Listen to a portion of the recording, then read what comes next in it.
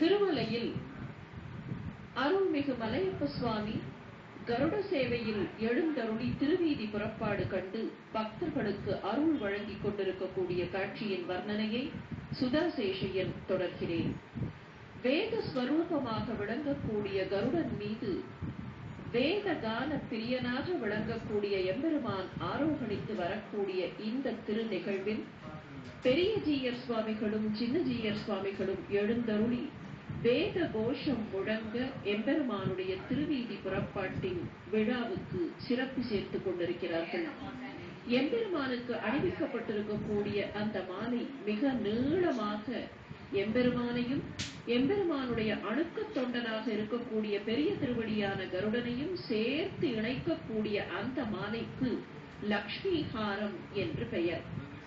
அருள்மிகு மலையப்ப சுவாமி என்று அழைக்கப்படுகிற மூலவருக்கு சார்த்தப்பட்டிருக்கக்கூடிய லக்ஷ்மி ஹாரம் பிரம்மோற்சவத்தின் 5ஆம் திருநாளான கருட சேவை என்று உற்சவருக்கு சார்த்தப்பட்டு கருடன் மீது ஆரோகணித்து வரக்கூடிய இந்த பெருமாளுக்கு ஆபரணமாக பூட்டப்படுகிறது.